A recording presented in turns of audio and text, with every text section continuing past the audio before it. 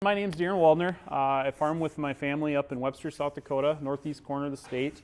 We're up on the Coteau Hills, which is significant to us. You talk about microclimates and different things.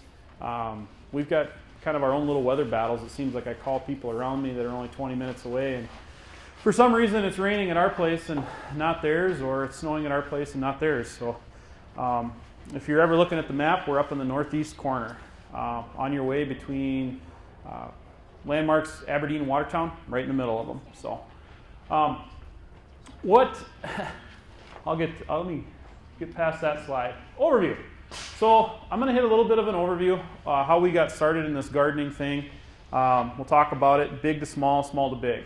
What we did, why we did it, where it all came from, and kind of the driving force behind this.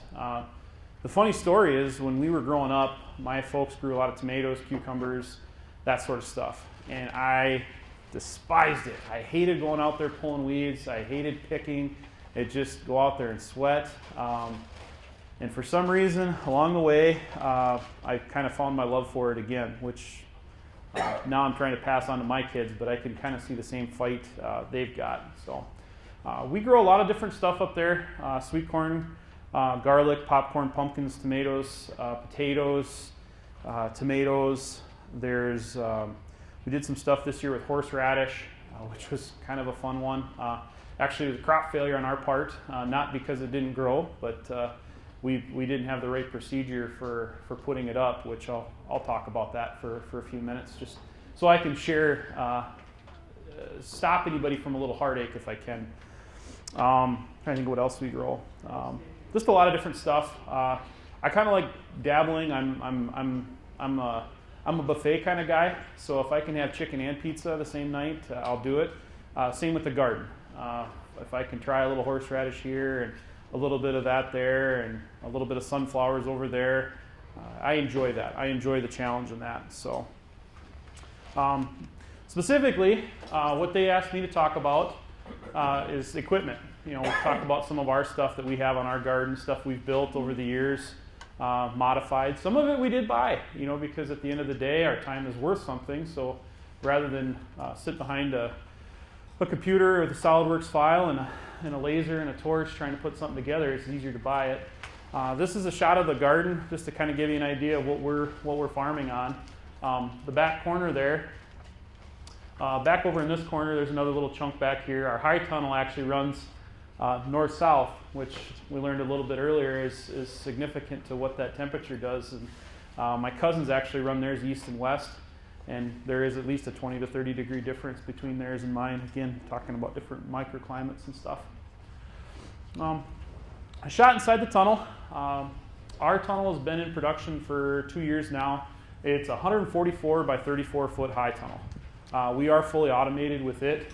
The cool story about us is we don't get to do this full time, so we actually go to our day jobs during the day, both the wife and I. My mother's around, she's retired and she needs a project, so she's usually there kind of keeping an eye on things, but I didn't want her to have to be responsible for making sure the sides are coming up and down and things are being watered, so we tried to automate as much as we could. So we do actually have a controller on that tunnel that we talk to, or I can see live on my phone or log into the computer and regulate its temperatures. Ours runs in steps. We've got 5 stages, 5 cooling stages that it runs. So at 20% is cooling stage 1, 40% is stage 2. We programmed that all in there. Another little shot of it. There's actually the controller for it. So in my day job, I do automation and controls with the pump company, Dakota Pump Control out of Watertown. And that's kind of our bread and butter, is building those control boxes. So you can about imagine how much I leverage that. So we actually built that in the house at my day job. A little bit more equipment for us. We've got 2 trailers that we run. One's a cooler trailer, one's a non-cooled trailer. That's just kind of our farmer's market trailer that comes out year round, or whenever we're running to markets. You know, we put the potatoes and that sort of thing in there, squash, depending on what we've got. And then of course we got, you know, our sweet corn and stuff like that we always put in the cooler trailer. So we've got a mobile cooler trailer. And I'll talk a little bit more about some of the decisions with that. This is a typical Saturday for us. We're just kind of getting set up. looking things around. Our pump house, again, back with the pumps and controls company. I've got some advantages there that we've automated a lot of that. And a fun fact, the weeds do grow in the northeast corner of the state, if you guys didn't know that. They do grow up there as well. We got some nice spots, but waiting for stuff to pop and, our stage planning. So, this is our Pumpkin Fest up in Webster. Every year in the fall, they have a big Pumpkin Fest where everybody brings their pumpkins, or we bring a lot of pumpkins, and there's a great big lighted parade. So this is what our farmers market actually looks like. And I've got another slideshow of it. Not too much. Big. See, I got to use all these drone videos because my wife, I told her, I said, we need a drone for the farm, and there they are. We are using them. Anybody been there? Yeah, I am. Keep trying to spot where you are. Just hiding away. The guilty one here is the wife is coming out there, so we'll jump her. So, all right, let's talk a little bit about the equipment. I'm no expert. I've got enough experience and exposure around machinery. I spent a year with Bobcat doing test engineering work up there. Fun job, great job, crashing Bobcat skid loaders. And we did, breaking stuff every single day, putting it back together. It was a lot of fun. Did a year of that, and I got out and got into the real world. Joined the pump company, and I haven't looked back since. Part of our start, I talked about the garden, and when we got the garden, there was a 10-acre plot that came available. So we started planting vegetables for ourselves. I really wasn't in a game to produce for everybody and sell it. We were actually thinking, hey, we're just going to build a house out here. It'll be kind of nice. Well, that kind of grew a little bit. We all of a sudden, a friend of ours said, hey, we should plant some sweet corn out there. That's a great idea. I love sweet corn. So we ended up finding an 8-row John Deere 71 corn planter. And if anybody's into the food plot thing or plant sweet corn, I'm sure you've seen the John Deere 71. It's a row driven by this back tire. There's no gearbox or anything in it. It's all encased in this chain case here. So we put a 3-row one of those together so we could stagger plant our sweet corn. Well, we had 5 rows left, so we took those 5 rows and said, hey, we'll just build another 3-row and another 2-row, sell them, and we'll be done with this. Well, about 200 rows later, we were done. This is one of our last batches. I ended up finding some international growing units, and the same thing. These are plate planter, so you can make custom plates for them, plant pumpkins with them, whatever you want. It's a cheap thing or a cheap way to plant a lot of seed, by hand versus by hand. And it works on the subcompact tractors. It seems like that's kind of everybody's got a little John Deere tractor nowadays with a 3-point hitch, and they're throwing them behind them, and they can go out and put sweet corn in. They can put pumpkins in, whatever they want. So that's part of where our start came from, and we kind of blew up there, stayed really busy. We don't do it anymore. We were building, we take it a step further. These cultivators and stuff that the farmers were kind of abandoning. We'd set them up 1-row cultivators to go behind these planters, so the guy could buy the cultivator and the planter, and he could plant his pumpkins, cultivate his pumpkins, and so on and so forth. Worked really well. Here's one in action. The guy I actually put this together with decided I needed my name on it. I'm not sure why, and he's got it on there 3 times. So this was putting in some sweet corn. Back in probably 2013, we were putting this in. So, like I said, kind of really neat planters. We use them, for a lot of different things. We put pumpkins in, cucumbers, and everything else to start out, and we've slowly transitioned to some different things now, some different techniques that we use to put our cucumbers in and stuff, and I'll talk about those here. So, there's some more pictures, and I was antagonizing the neighbor with his big planter. So, joke was there. I said, mine's paid for. Yeah. So, it may take me a little longer, but yep. So, we're just checking seed. This is actually where we're at now. I built another 2-row. Some of the things I figured out with those plate planters, and if anybody's used a plate planter, we had a hard time metering those pumpkin seeds. Anybody want to take a guess as to why? All sorts of different sizes. Even with one variety of pumpkins, it seems like every seed is different. So we were having a hard time metering them. So basically the seeds were just getting ground up inside of there. So half of our seeds were not making it into the ground, which is kind of disappointing, especially when you're paying for them. So we took it a step further. We went to a vacuum style planter that we built in-house. Trying to think if I got any pictures, more pictures of that one. So what this is it basically, the first rendition of it, we took a DeWalt shot vac, the cordless 20-volt shot vacs, and bolted it to this toolbar, and then hooked it up to these 2 seed meters back here and made custom plates, and planted like crazy with it. Worked really, really well for our sweet corn and our pumpkins. We weren't getting that grinding action. We could see it from the last year we used the plate planter to the next year. It seemed like, before you'd walk 8 feet, and we were shooting for 2-foot spacing on our pumpkins. We'd walk 8 feet before we'd find another pumpkin plant. It seemed like as soon as we jumped to this style with that vacuum where we weren't crushing those seeds, it was ding, ding, every 2 feet. And you walk and your chest is puffed up. Yeah, I got this figured out. The other thing I noticed too is for us, and you hear the big boys talking about it, consistency on that sweet corn crop coming up too. We were definitely able to control that a little better. It seemed like that planting depth was just right for our sweet corn, and everything worked. So we've actually got it now. I've got a power inverter on the tractor that runs a bigger vac unit, so I can control the vac a little better. And then I got the gauges watching it. Is that running? There we go. Watch it one more time. So there it is, bouncing through. Like I said, nothing that I really came up with thought-wise.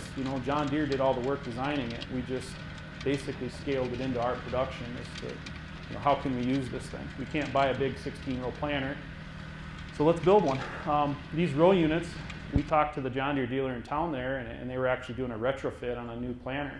So we got the row units for nothing. Put the updated bushings in it, and for a couple $100, I put a toolbar together, welded it up, threw a coat of paint on it, and it's a pretty sharp planter. Works really well too, which is the important part. Yes? Can you explain the hose thing again? Where'd you get the hose? How'd you do that? So there's the hose. The hose goes into each vac, right there. It connects right there. I've got a gauge that's monitoring it, and I run it about 20 inches of vacuum. And then from here, it makes a little curl over to this box right here. And that's basically a shot vac that we've stripped all the guts off the outside of it and just set it in a steel case with a filter on it. And we use a power inverter to run it off the battery in the front of the tractor. So pretty simple. The trick is finding enough suction versus the power usage, so we didn't need this great big power inverter up on the front of this tractor. Driving around with a generator bolted to the front really isn't much fun. So yes. Explain how the shot vac helps. I have no idea. No idea. So this is the plate planters. Actually, they've got pockets in them. So think of that basically it's just kind of scooping that seed up almost in that plate, and as it comes around, it hits the spot and then it drops. Okay. There's brushes and things that try to make sure there's only one seed per slot. So then what this does, this has got just little holes in that plate. So it picks that seed up on that hole and goes around that meter until it finds there's a block on it that doesn't let that suction through and just drops that seed. So kind of like the dibblers. We talk about the dibblers and the 96 cell plates that they hook the shot vacs to, and then they put the seeds over them. They turn them over and then set them on top of their on top of the pots, or the, losing my technical terminology here, but set it there, and then they turn that vac off and all those seeds drop. Same thing, only it's doing it 20 times every 2 or 3 seconds, depending how fast you're going. So the other fun part about this one is we got to make sure we're not plugged up. So I started looking online and trying to find something that was cheap and affordable to do. Basically, I needed a seed sensor. Okay, John Deere did all the work and stuck it in the row unit for us. But how do we get that signal out of there, or get it into the computer or into the cab? So what we did, we started monkeying around with this and trying to figure out what the signal coming out of there was. Well, we could put it on an oscilloscope, so the thing that measures voltage, and we could see a spike every time the seed would drop through it. And all it's doing is there's lasers in there. It's blocking that light for just that split second, and then it gives us the signal. So we took a little breadboard over here, And I got some electrical engineering friends that are better at this stuff than I, but we took this and kind of decoded the signal. So we got that little LED right there. So we got this to give us an LED light every single time that seed would drop. Then we took it a step further, went to the control panel thing and the things that measure the water. So your meters in your houses that are measuring the water coming through there, they're pulses. So every time that meter goes around, there's a pulse. Well, you can buy a little box for $20 that measures that pulse. So now I got 2 of those little $20 boxes in the cab of my tractor that when I've got this hooked up, every time a seed drops, it counts it for me. So, and then I take my acreage and I can take my seed count, and if I see a problem where they quit pulsing when I'm driving, poor man's seed monitor. Everything else, the cheapest system I could find was $1,000. We did it for 40. So, kind of fun. I didn't come up with this. We're just taking old parts and pieces and improvising them with them a little bit. So, that one, when I get some time this winter, I am gonna throw that up on our Facebook page because I got a feeling there's more people out there that would like a cheap way to do that. So, I'm willing to share. A couple things that we have bought. And we had some problems with water shortage here. Not this past year. We did get dry towards the end of the year, but it had been 2 years ago, so 2021. We were really dry up in our corner. It seemed like rains were always missing us to the south or north. We always said it does the Dade County split. So we did invest in a water reel for watering some of our crops. Most of our stuff is under plastic. We do a lot of plastic culture. And I'll talk a little bit about that going forward here. But what we were trying to do here is our beets, our small seed that we were using this little jank seeder for. We were trying to find a good way to keep that watered after it kind of gotten started. So without having to move a bunch of drip tape. That's the big thing for us is the labor. And just like you guys, how can we take away a little bit of labor? We don't have to spend so much time out there automated. And as much as I try, we can't automate everything, but the water reel helped a lot for us. We didn't hardly use it at all this year, but that was something we used a lot of last 2 years ago. So, jank seeders, anybody? I think everybody in the garden business has seen a jank seeder. That's about as simple as it gets, but man, do they work. My cousins actually have a 5-row that they use behind their tractor, which is pretty slick. So. One you probably haven't heard of, Polyplant Junior. Has anybody ever heard of the Polyplant Junior? Oh, look at you guys. Have you used it? No? No, just watch videos. Watched videos of it? Have you guys used it? No, not yet. Okay, what prompted that and what is it? So the Polyplant, you can see it's got these little pokers in them. I don't call it poker for lack of a technical term. But what it does is it basically makes that wheel and it's coming across. It's got that seed in that chamber, pokes the hole, opens, lifts up all in a motion as it's rolling along. Okay? So it's not something that we really needed as far as our regular planting because we had the jank seeder and our little John Deere planter, but we wanted something to try and push our sweet corn crop along. So what we did, we actually had done some research and talked to some different people about the photodegradable clear plastic for sweet corn. That's where we got our start with that. So what we did is we got our mulch layer out, put all that plastic in, and then we used this poly planter to go back and basically plant right into that clear plastic. We do a 22-inch row center in our part of the world. It seems like our field corn and everything does better on 22-inch rows. Okay? I don't fit down a 22-inch row center. So we do a 22-inch row, and then we do a 36-inch row. So we've got a little bit more room to play with. But effectively, at that 22 inches and that 36, it's almost about just a regular 30-inch row. So we would walk this and basically kind of make an eyeball mark at 22 inches and plant with it. And we were seeing probably two weeks ahead of schedule versus our conventional corn. Or versus our conventionally planted corn.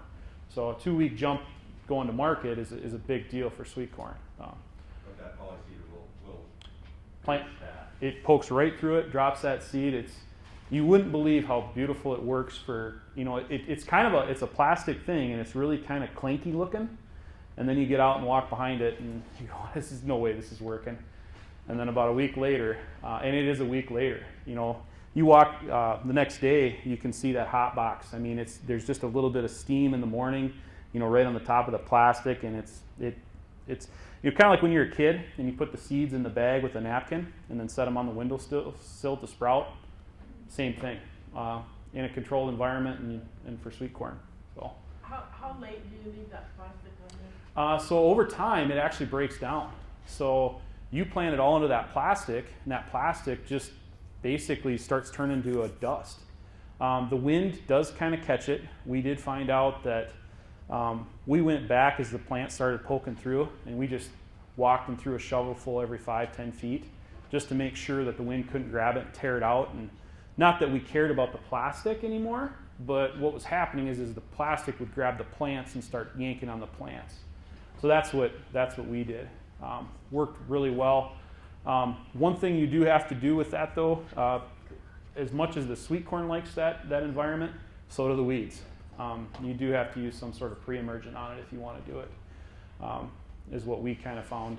Otherwise, it basically turns into a great big green bush is what it looks like. I'm not kidding you. It just pushes that plastic, and it's just a big lump out there.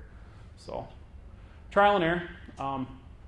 One thing we did do this year too, we used the clear on the plastic, clear for the sweet corn. I did find out too now that they make a black one too that does do the photodegrading thing. This was our first year on our farm using it, and I will report we had a very successful year with it. I was worried the longevity. We'd have problems keeping the plants, protected, or it'd start breaking down, and we'd have weeds just kind of explode in there. That was not the case for us. It worked very, very well. We actually put our squash seed goes into this plastic. We actually plant the seeds right into the plastic with our squash, so we can control the water and everything to get them going. Here we're getting ready to put some, I think, tomatoes and peppers outside. So there's just more of our plastic culture. So our mulch layer, it started off as just a single piece here. We added the water wheel later on. I didn't have a big enough tractor at the time. I only had like a 2 series, I think, so we didn't have the ability to lift. Normally you see the ones where they got one person sitting behind them that can drop the plants in with the water wheel. So we added this to ours just to poke the holes, so we didn't have to go and try and poke holes with it. Just kind of lay out the pattern for us. So what we actually use on our farm, there's the wife and her favorite helper right there. I threw it in here. I did want to talk too about this red plastic. We have tried red plastic. I could not tell any difference between the red plastic and the black plastic.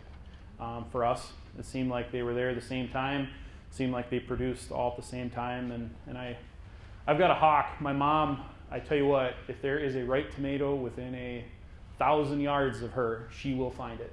Same with a cucumber. And she gets the first one, or we all have to pay. But we did try the red, and I personally did not do what I had hoped it would do. And as a consequence of it, it seemed like the weeds really shot up underneath it. We had a hard time. That red plastic is weighted Yep. We didn't have any. I don't have anything good to say about our experience with red plastic. Not to say that there aren't those that have, but I'm hearing the same thing, so that's making me feel a little bit better. So, there we go. We did. I'm trying to think where I jumped pictures there. What we use, and this is I couldn't find a picture of it actually up close, but what it's called is a stand-and plant planter. Has anybody heard of those before? No? Some? Yes? I'm beginning to wonder if you guys are in my backyard.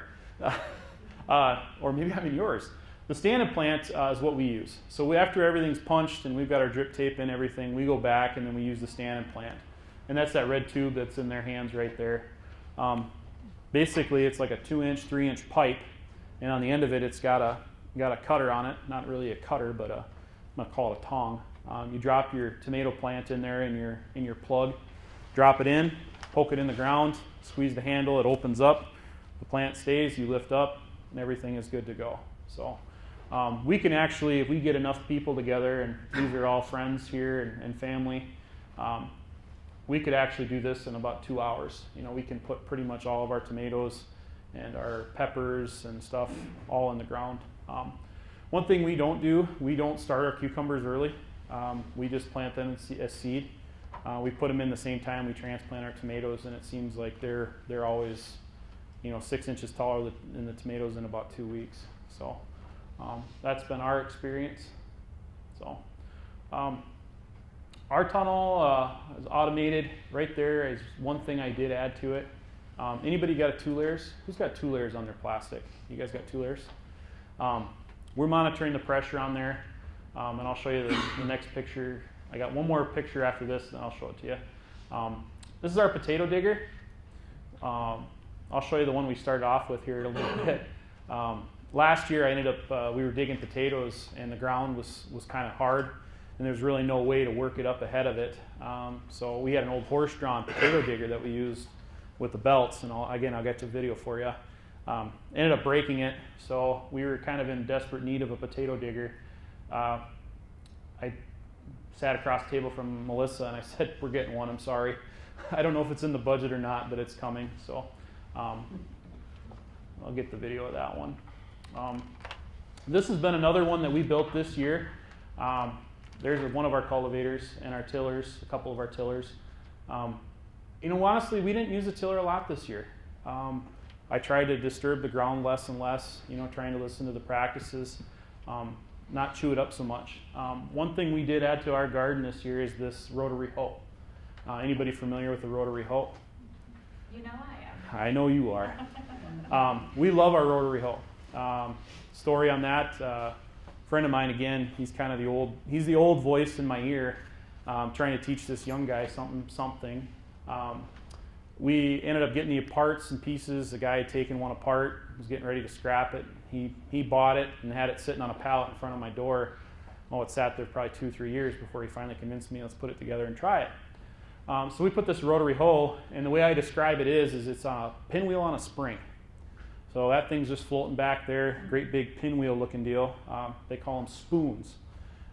You basically drop it in the ground, put it in road gear, and go across your crop. I'm looking at this going, there won't be a crop when we're done. This is the silliest thing I've ever seen in my life, but fine, I will listen.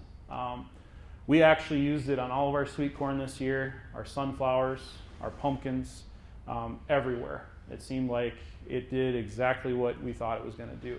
The pumpkins we had to be a little bit careful of, and I don't have any good video of it because it is a rock throwing machine too. But the pumpkins you had to be a little careful of because you don't want them to have the big leaves. Basically, once the pumpkins pop through the ground, we put the rotary hoe away on the pumpkins. We went to another thing. Anybody using finger weeders? Man, you guys. We use a lot of, we just started with the finger weeders this year. We had good luck with them. We actually kind of demoed them on the pumpkin patch this year. Put them on a toolbar, and I've got probably 3 or 4 or 5 toolbars floating around our yard. And all they are is 2x2 tube, welded 2 foot on center, and 3 of them, 3 bars from 4 feet to 8 feet wide that we can put cultivator pieces on. And this basically went on the 4-foot one, so we could straddle our pumpkin patch and just walk along with it. There's little fingers, how these work, those of you guys that haven't seen them. On the bottom there, the fingers on the bottom are actually what drive it. And while the ones on the bottom are smaller, the top one's got the bigger, so they spin a little bit faster. So they basically work that soil up right around that plant. You can slide them in a little bit or out a little bit, however you need it to get that action. And once your plant gets big enough and that stalk's sticking out, it doesn't disturb it. But those little tiny weeds, in that white stage, that's where it really works them up good. The funny part, I didn't have a picture of our rotary hoe. This picture is actually from that night after our derecho, the derecho there on the east side. We lost the plastic on our high tunnel. It was it was already kind of in rough shape, and basically we decided at that point we were going to replace it in the spring, in the following spring, to try and get one more season out of it, but we didn't get another summer out of it. So it was patched up, and basically what had happened was there was enough holes in it, we couldn't keep it inflated, so we lost it. So. Do you go back to a double wall? Yes. We went back to a double wall. We've actually got 2 blowers on it that keep it inflated. What I noticed on ours, the peak, it seemed like the first 2 weeks we had it up originally, the wind would push it, and just ever so slightly, you could see in the plastic where it just rubbed just a little bit, and the plastic kind of turned, I want to say white. It had a little bit of whiteness to it instead of that clear. This one, the new one, and this is the old plastic, when we put the new layer on, I had it inflated that same, basically we did our last wiggle wire, I turned the blowers on, it inflated, that whiteness never showed up. So I think that was a failure on my part, just inexperience with a tunnel. And yes, a tunnel is a 2-year-old toddler on a tantrum. You have to watch that thing like a hawk. The other thing I did too this round is I took felt all the way across the peaks. I didn't think that was a necessity until after our first, I think we got 3 years out of our 2.5 years out of our plastic, which is short for our environment. But we had a tree too that was kind of next to it that the branches were blowing and poking little holes in it. So we learned a lot on that end. So a little bit of our tunnel equipment. We actually got angle iron all the way across the top, galvanized angle we use. We go right across the purlins with it, ties everything together too, so it kind of helps that racking motion if it gets real windy out. And you can see kind of up there, we actually have it's like a little plastic reel. It is a plastic reel. And then it's got a clip on it, and you open that clip and you can pull that string down, and then we clip all of our tomatoes, so everything climbs. So by the end of the year, our tomatoes are probably 10 foot long. They start over there and then work their way up all the way to the top. So it's kind of a double-edged sword here a little bit. I've got to use his tractor to get in there and do it because mine's too tall. So I should have made it lower yet, because when the gals are in there working, they're not tall enough to reach that. I can, but they can't. So, or I should have made it taller because I got to do it anyway, and then I could have got my tractor in there. So, this was kind of a fun project. I doubled up on my pictures. No, I don't think I doubled up. This is a fun one here. This is actually a potato planter out of North Dakota. The backstory on it is this is actually the one my grandfather used in planting potatoes on the colony, Newport Colony up by Langford. They had parked it because they were done with it. They didn't want to, they had gotten different ones. The joke is my one cousin's always picking on the other one. He says, it's good enough for Grandpa, why isn't it good enough for you? Of course, the new stuff is always kind of fun, but we took it, and my tractor isn't big enough to run 2 rows. So what we did, we basically cut it down into 1 row. This thing was an 8-row planter at one time. Cut it into 2 rows. My grandpa used it for probably 20 years. Then I basically modified it. This is what it looks like now. We cut that 1 row off, welded it up. I welded a hitch for it. It's got a hydraulic cylinder and runs it. And there's what it looks like going across the field. For old technology, it does a heck of a job, and it was priced right. So there again, we took something that was basically wore out and put it together, and there it goes. This year was really muddy this particular year we were planting was pretty muddy for us. The soil was really heavy, and you can kind of see the rest of the potato residue, sweet corn residue out there. I'm not saying I was the best pilot on this video. Bear with me. So there it is, kind of pushing the potatoes out. So, let's work through some of these crops. This is what it looked like. We basically kept all the weeds down in here with the rotary hoe. We actually had 2 pumpkin patches we did. So this is what it looks like not after the rotary hoe, but we were able to keep the majority of them down, and then we put the finger weeder on. This is what the final product of the finger weeder looked like. We needed to add a shank right here in the middle to keep this weeded, but this is one of our pumpkin patches. Extra credit, anybody know what that one is? Horseradish. Nobody? Horseradish? Yes, for the win. That was what our horseradish looked like. Commercial growers, I guess my cousin tells me that the commercial growers, or what I've found is the commercial growers plant it in the fall and then harvest it in the spring. Their crop, they harvest it every spring. We tried it. We pulled it out this fall, and it you clean one off, take a bite out of it, and man, did it light you up. It was hot, it was good. What we did, we took it, froze it, or partially froze it, and then per what I'd been reading, what people were telling me, you put it in a meat grinder, grind it up, and then basically put it in a bag and freeze it. Well, last weekend, I hadn't busted into one yet. A friend of mine I gave a bag to. I said, here, try it out. It's kind of a new deal for us. And I had a basket of it that big. I hate to think how many pounds of horseradish we had. He called me. He says, it's terrible. Oh, my God, Darin. He said, it's like eating vegetable pulp. No flavor. It had lost, I don't know how, I don't know where, but even when we were freezing it, it had the strength and that horseradish pungency. But somewhere between the freezer and him thawing it out, it was all gone. Terrible. So not everything is a success. And I guess I'm going to chalk that up. So hopefully our horseradish patch next year does better. Well, I guess no matter as long as it grows, I guess it'll be better. So this is part of the greenhouse where all of our vegetables are started.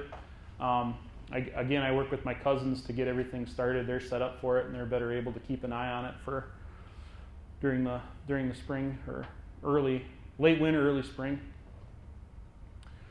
Some more crop pictures. One thing I've used a little bit, we've got a mobile water truck too that we use once in a while. We had to flood this field. This was back probably 5-6 years ago now. Corn was drying up real bad, so we ended up putting a tanker, pumping it out of the well and running it. In the back there is our popcorn crop. That was one of the last years we got a popcorn crop. Again, the year's just not been able to let us get in early enough so we can get it in and get it going. Some garlic, everything else. I do have I don't know if I've got the wheel picture on here or not. Where is it? We do have a wheel for the plastic mulch layer. So that wheel basically pokes the hole. I think it's every 3 inches or 4 inches, and then there's 4 rows. So we do all of our garlic that way. This is one of the last things that we'll use that next year when we transition to all that photodegradable plastic. This is the only crop that won't use it, and that's the garlic because we plant that in the fall. So all our garlic is planting. You may grow garlic. A lot of garlic growers. You guys put it in the fall. Yep, cool. A little bit of the crop, like I said. And one thing we've learned with garlic, and I'm sure you guys do too, we always take the seed stock out of everything we harvest. Put that back in the ground. It really gets acclimated and does a nice job. So here's what the tunnel looks like midsummer. We did put some squash in the tunnel, just about 4 plants to give it a shot. Does not work. It's too hot in there. We couldn't keep it regulated. It seemed like they would actually have look like a really nice piece of fruit, but the ends would always rot. Just couldn't get away from it. So there's your cover crop picture. We do have we took a 4-row drill, an old school international drill. No, it's John Deere. An old John Deere drill that we kind of fixed up and basically used that to put cover crop in. And again, it's not perfect, but we're not trying to make a harvestable crop there. It's just being good stewards of the land. So this over here was the last of the potatoes. So basically, this was getting cover crop there the next day. Some tomatoes. One thing I have learned with the tunnels is you've got to stay on top of the nutrients for there. It seems like in about a 2-week time frame, they can start running short on nutrients. So I've got a few diplomas on the wall. Some I had to pay for, and some I just had to learn the hard way on. Potatoes. My favorite variety of potatoes is cooked in the pan with some onions on them. One of the first years we were planting too, we really spread our rows out wide. This is actually before we even had the standing plants. We were just using a trowel stick the trowel in, pull it over, and stick it in the ground. I think we had 500 tomato plants that year. This last couple of years, we've dialed back to about 200 outside, and by doing a better job of taking care of that 200, we're producing just as many as we did with that 500.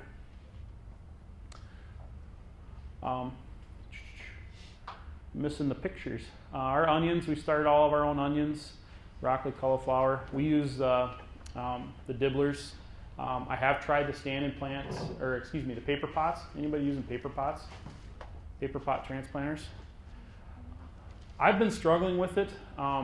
We did try actually some onions with the paper pots. We did try radishes, turnips, and carrots, and it seems like some of it does real well.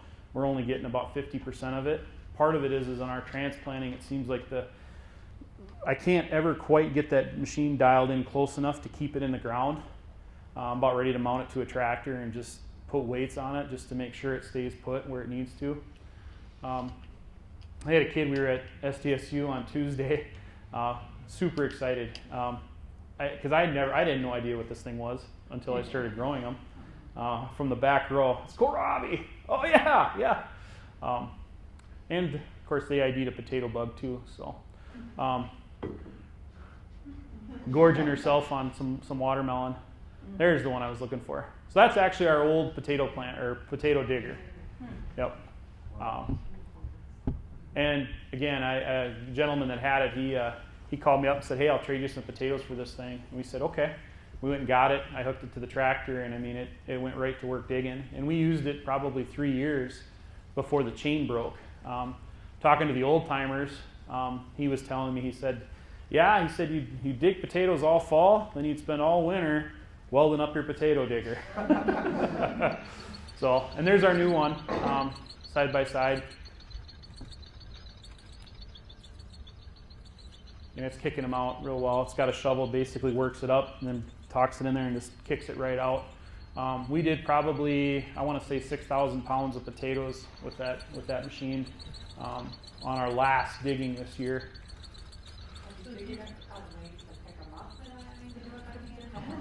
Observe. So you got four fine pieces of equipment there that they're doing a fine job. No, yeah. But we haven't found a way to dig it yet. My cousins have one that it's got the auger and it basically the wheel, and it pulls them up and just basically throws them. But they actually don't even hook them into the trailer. They've got the army of kids. There's 15, 16 kids that he's got running around with him. So he just says, go grab them. And they're all about this tall, so they're right next to the ground anyway. So that's where I'm hoping these two will kick in and we can go. So. Some other tools that we use, this is our greens washer. Just a bubbler is all it is, guys. I know you guys have seen them. I use my cordless shop vac on this one too, as my air supply. I just hook it in and away it goes. Works really well. This is actually the vegetable washer, one of them we use, and then you got the peeler in the back there. I don't ever use the peeler. This is the one I use, is the washer. Basically, it's, I think you've seen the ones that use the washing machines. No, not the washing machines, but the cement mixers, the cement mixer washers that they put the carpet in them and then basically a water jet that drains out and wash them as they go. This is just that on steroids. So I think it's like a 10-inch piece of PVC in there and a couple rollers, and then they put some fancy cowling on it to make it look good. And then they've got a wash bar on the end, and then at the end they open the gate and everything comes out nice and clean. So it's stuff we use. You can't ever underestimate your kettles. Make sure you got a good kettle, because that's an important piece of equipment on the farm as well. We're cooking some tomato juice. They're actually doing some V8 for ourselves. I titled this section of the slides "Harvest." That army of people there putting sweet corn up. I think we did 2 bunks of sweet corn that year, 60, 120. I think 200 dozen ears of corn that day. Between all of our families got together and put it all together. So. I won't claim this kid. She's going through the corn like it's out of style. A little bit of canning for ourselves too, and I had these in there left over from the pictures from the kids on Tuesday. I was kind of just showing them some of the stuff we do canning wise. This is all for us. This isn't going out to market, but different things. our shed. I do have a bunch of sprayers, so that nothing really, I kind of showed you the special pieces of the equipment that I have, or that we've made. This is our trailer. The cooler trailer is over here. We did, we didn't have the budget for a couple of coolers. We only had budget for one. So what I didn't want to have to do is worry about, okay, I've loaded this cooler, now I got to unload it and go back and forth. I said, we need something mobile. So we put together a mobile cooler trailer, which you can kind of see here. We've got a generator on it, and actually it's got a commercial cooling unit on it, but the cool bots work really well. They work really slick, and as soon as that commercial unit fails, I'm going to swap that out for an AC unit and a cool bot, because it's going to be probably more reliable. I be honest with you, I've had a lot of problems with my cooling unit. I use temp stick, is what it's called, to monitor mine. It's like a $100 deal, and you can watch in, and it trends you every 5 minutes, 10 minutes, 15 minutes. So this was another fun little project. Not every garden's got one of these, but every garden should. Pumpkin Fest this year, we put this one together. So our big pumpkin cannon. We had a lot of fun with that. Probably too much fun. So, anything we can do to get the kids excited about the vegetables. I mean, that's what I'm here for. Seeds, a couple of takeaways. Seed is the cheapest thing you can put in the garden. That's what my grandpa said. It's the cheapest thing you put in the garden. So I'll put a lot of seed in the ground. I've had better luck planting things I've known nothing about than plants I thought I'd mastered. That first year we planted tomatoes, that second year we planted tomatoes, I thought I was the man for tomatoes. That third year, oh man, I couldn't buy a tomato at that year. Get the kids involved, especially the weeding. Best advice I can give. And plants are secondary to the people you're planting with. Probably 75%, 85, probably 95% of the fun I have in the gardening is with the people, and then picking it, processing it, and then eating it. So that's the part I really enjoy. From the kid that didn't like tomatoes and cucumbers to where I am now, it's got to be. So, anybody got any questions? Things you want me to talk more in depth about? When I put this together, it's 45 slides of pictures of different pieces of equipment. I decided I'd given myself too much room to talk with the presentation title I had, so I didn't find myself focusing on one thing, but I could sure divulge more information if you guys had any questions on anything experience-wise, or I'm not sure you'll be any wiser, but I'll try. Yeah. So did you are you still using like a jerry-rigged biodegradable tarp layer, or is that something you buy from an actual implement dealer, or how do you? Say it again. The biodegradable tarp layer. Oh, the plastic? Yeah, is that something that you buy from a specific company? Yep, or is there's that something you jerry-rig too, or? Nope. There's actually several companies out there that make it. Rainflow Irrigation is one of them. There's an Amish company, or Amish owned. Lolds? No, N-O-L. Knowles has got it. I actually get a lot of my stuff through ENR Seed. So my high tunnels come from ENR. So ENR Seed is where I get that. So Darin, I think to clarify, Josh, you're curious about the plastic mulch layer itself, right? Well, I was actually about to implement that. Yeah. Okay. Yeah. So talk about your plastic mulch layer. that's one we built. Okay. We did put that one together, and then like the wheel, the planter, the water wheel. If you go to Buckeye Tractor Company, that's the other thing I found. It's hard to find people that specialize in our scale of equipment. Yeah. So that's what's driven this. It wasn't that I didn't want to just go, hey man, bring that out here, but Buckeye Tractor makes one, and what theirs is made out of 2x2 tubing. That's what we made ours out of. Is 2x2 tubing, and then like that wheel piece.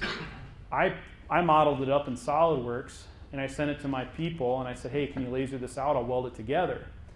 They sent me the quote back. I looked at the quote for the raw materials, and I looked at the price from Buckeye to buy the wheels. It was cheaper for me to buy the wheels, so I bought the wheels, like the water wheels. And then I had the pokers and everything else. So It's always been, and especially right now, a lot of stuff has gotten super expensive, but the raw materials have too. So a lot of the steel stuff that I've been able to produce, or I would have probably built, 5 years ago, right now it's kind of, I really, if I've got nothing better to do, I can make it pencil, but you kind of got to weigh it out.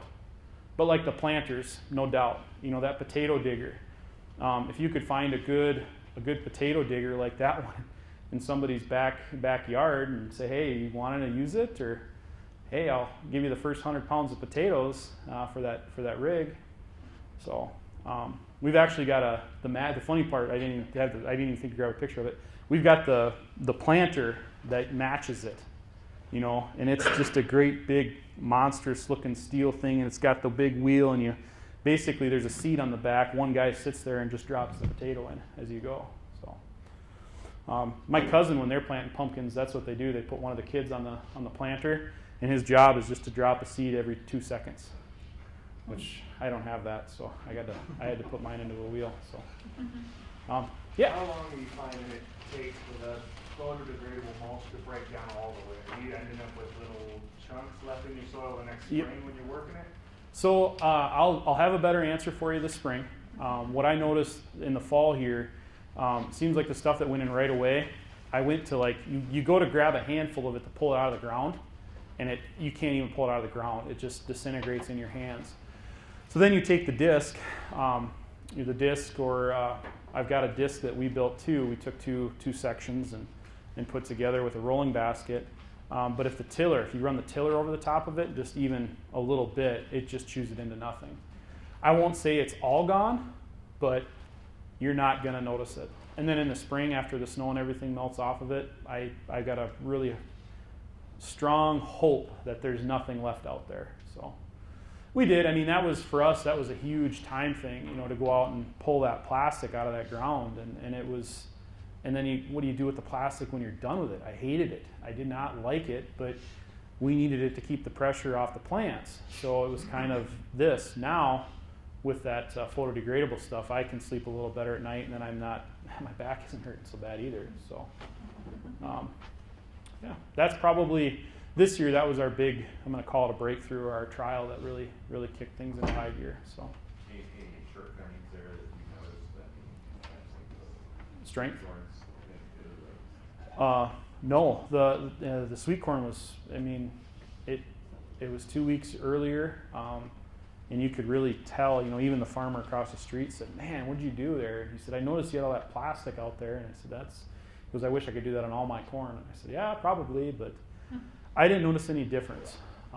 We've got a really special variety we like, and I couldn't even tell you it's a numbered variety, an extra tender variety that we use, and it liked it. It did not have any problems with it. So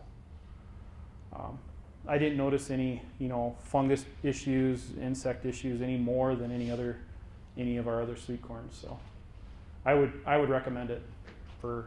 Is that something that you are probably going to be sensitive to? Is either insect or, in particular, fungus issues with that mulching on there, especially year after year?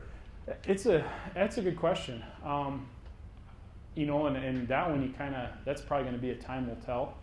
A guy's going to have to watch it. We've got a built-in mechanism, I'm sure, rotating it. We try to keep them rotated. Our big part of our garden, we're doing pumpkins, potatoes, corn, that stuff, and then we're bringing in manure for fertilizer. So as the rotation happens, guy will have to be watched. Or the other thing too is it going to create problems for the pumpkins or the potatoes that are back on it. So, but the other thing about the corn is we try, with the sweet corn, we go in with a mower, mow it, and then we try and cover crop it. So it's cover cropped, it's mowed to hold some of that pressure back, and then just build back on that soil. Even and we usually have enough time because we're harvesting corn in July. For us, if you can have a tomato and an ear of sweet corn the 4th of July, you're sitting pretty good. That's always the goal. But usually we're the end of July. So, but we do have time then to get that mowed and then cover crop it and then basically be ready for next year. So. Have you ever given any thought to perennial, especially crops through mulch, things like grapes to apples to nuts and berries and things like that? I haven't thought about it. No, I'm thinking I should. No, it wouldn't be anything. We try and put anything back in that we can. The cover cropping thing I've noticed that really makes that you can tell, stuff that's been cover cropped and not. I can tell just in the soil profile. When you go back the next year to plant, how much of a difference that makes. So, yeah, I will. Be interesting to talk about that. Any other questions? All right, thank you so much, Darin. Thanks, guys.